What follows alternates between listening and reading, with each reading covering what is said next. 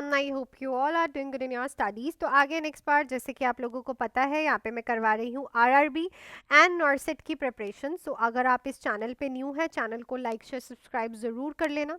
Already 2620 questions में करवा चुकी हूँ. 2621 क्वेश्चन आज हम करने जा रहे हैं. एंड अगर कोई भी बच्चा बैचेस ज्वाइन करना चाहता है तो आरआरबी का 2 मंथ्स के बैचेस मेरे पास रनिंग है. Important topic batch and theory batch. So important topic batch की फीस है 1199, थ्योरी बैच की फीस है 1999. बैचेस जो हैं लाइव प्लस रिकॉर्डेड हैं, तो आज ही आप लोग ज्वाइन कर सकते हो एज आपके पास बहुत कम टाइम है. नॉर्सेट 8 के लिए बहुत जल्दी मैं एक टेस्ट सीरीज रिलीज करने वाली हूँ, तो वो आप लोग ज्वाइन कर सकते हो.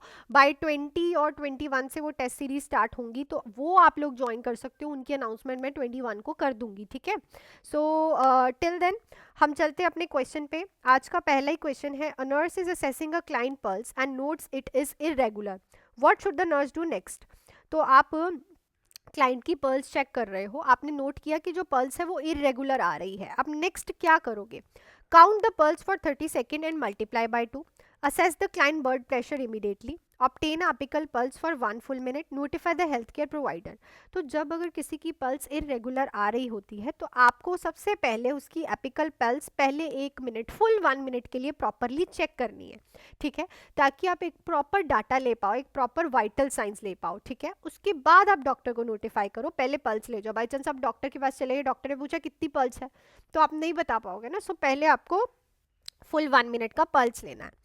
Next, the nurse is preparing to administer a medication through a NG tube. What is the correct procedure? तो आप मेडिसिन एडमिनिस्टर करने जा रहे हो NG ट्यूब के थ्रू. करेक्ट प्रोसीजर क्या है. Mix all medications together in 1 cup before administrating. Flush the tube with water before and after each medication. Crush enteric coated tablet and dissolve them in water. Place the client in a supine position during administration.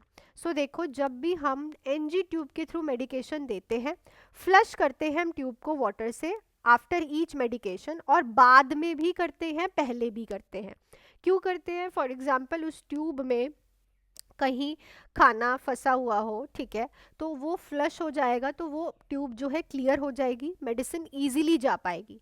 Medicine देने के बाद कहीं medicine tube में फंस जाए, जब आप flush करोगे तो मेडिसिन फ्लश करने के साथ आगे चले जाएगी. नेक्स्ट है, a nurse is caring for a client who require TPN. What is the most important assessment. तो अगर आप उस क्लाइंट की केयर कर रहे हो जिसको टोटल पेरेंटल न्यूट्रिशन की रिक्वायरमेंट है, इसमें से क्या चीज़ सबसे इंपॉर्टेंट है. Monitor blood glucose level regularly. Weigh the client once a week. Limit fluid intake to prevent overload. Administer TPN through a peripheral IV line.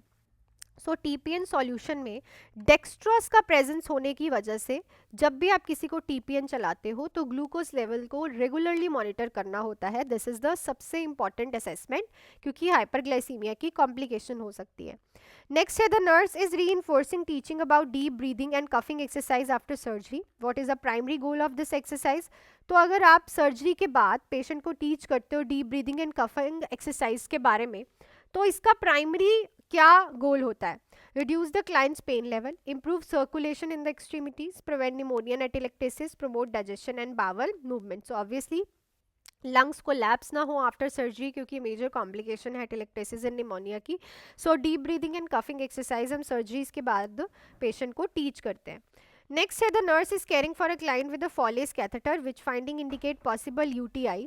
तो अगर आप एक पेशेंट की केयर कर रहे हो फॉलेस कैथेटर वाले की, तो क्या चीज़ इंडिकेट करेगी कि पेशेंट को UTI है. Clear and odorless urine. Urine output 50 ml per hour. Cloudy urine with sediment. Pale yellow urine. So it's a cloudy urine and sediment आ रहे हैं अगर यूरिन में पेशेंट के. This shows cloudiness always shows pus and infection ना, तो ये चीज़ बताएगी कि पेशेंट को यूरिनरी ट्रैक इन्फेक्शन है. नेक्स्ट है, the nurse is performing oral care for an unconscious client. What is the best method to ensure safety. तो अनकॉन्शियस क्लाइंट में आप ओरल केयर कर रहे हो, कौन सा बेस्ट मेथड है सेफ्टी के लिए. सो ओरल केयर जब हम अनकॉन्शियस पेशेंट को देते हैं तो सबसे ज़्यादा रिस्क होता है एस्पिरेशन का. तो सेफ्टी के लिए आप पेशेंट को सुपाइन पोजिशन में रखोगे. Use a large amount of water to rinse the mouth. Position the client in a side lying position. Perform oral care only once a day. So obviously side lying position में हम patient को रखेंगे, ताकि patient का जो water अंदर गया है माउथ के, वो साइड से बाहर निकलता रहे और एस्पिरेशन के चांसेस कम हो जाए. नेक्स्ट है, a nurse is preparing to administer IM injection, what is a preferable site for an adult. तो अगर आप एडमिनिस्टर कर रहे हो IM इंजेक्शन पेशेंट के, प्रेफरेबल साइट क्या रहेगी एडल्ट में? Deltoid muscles, ventrogluteal, dorsogluteal, bicep muscles. तो it's always a ventrogluteal muscles, इसमें अच्छे से जो है ऑब्जॉर्प्शन होती है इंट्रामस्कुलर इंजेक्शंस की। So the preferable sites in the adult is a ventrogluteal. Next है, a nurse is reinforcing teaching about cane use, which instruction should be given to the patient. तो केन यूज, तो वो जो छड़ी होती है जो ऐसे करके आपने देखी होगी, इस केन के यूज के बारे में आप पेशेंट को समझा रहे हो, तो क्या इंस्ट्रक्शन दोगे? Hold the cane on the weaker side, move the cane forward with the stronger leg, keep the cane 12 inches away from the body when walking, hold the cane on the stronger side. तो जो केन है वो हमेशा जो आपकी unaffected leg है उसकी side पकड़नी चाहिए, क्योंकि जब आप ऑपोजिट पकड़ोगे वीकर लेग के, तो ऑब्वियसली जो हमारे हैंड्स हैं वो ऑपोजिट मूव करते हैं लेग से, तो केन को आगे लेके जाओगे फिर वीकर लेग को। So this is instruction you have to give to the client. Next है, the nurse is caring for a client receiving oxygen via nasal cannula, what is a maximum oxygen flow rate that can be given before humidification is required. तो जब आप oxygen दे रहे हो via the nasal cannula, तो कितना maximum flow rate आप via oxygen cannula देते हो पेशेंट को? 2 litre per minute, 4 litre per minute, 6 litre per minute, 8 litre per minute. So 4 litre से अबव हम कभी भी नेजल कैनुला से ऑक्सीजन नहीं देते, बिकॉज इट कॉज ड्राइनेस और नॉस्ट्रल्स को ड्राई कर देगी, इन्फेक्शन करा सकती है, इरिटेशन करा सकती है। तो it is a maximum oxygen flow rate if you are giving oxygen via nasal cannula. Next है, a nurse is preparing to check client's residual gastric volume before administrating tube feeding, what is the correct procedure. So अगर आप patient को residual gastric volume check कर रहे हो tube feeding देने से पहले, तो करेक्ट प्रोसीजर क्या रहेगा? Aspirate stomach content and discard them. Return the aspirate gastric content to the stomach unless it exceeds the prescribed limit. If residual volume is more than 10 ml, hold the feeding. Place the client in a supine position before checking residual volume.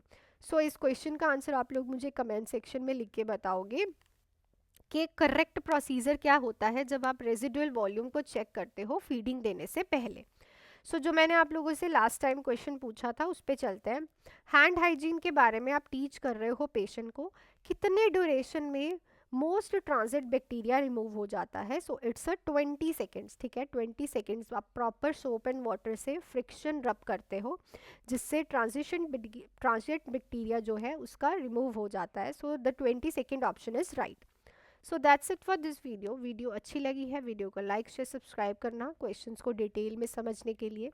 And अगर किसी को भी batches join करने हैं, RRB के 2 months के 2 batches चल रहे हैं, important topic and theory batch. Faeces बहुत अफोर्डेबल है, आप लोग इस नंबर पे कॉल या फिर मैसेज करके ज्वाइन कर सकते हैं। क्लासेस लाइव एंड रिकॉर्डेड है। सो मिलती हूँ नेक्स्ट वीडियो में। Till then do hard work, make your parents proud and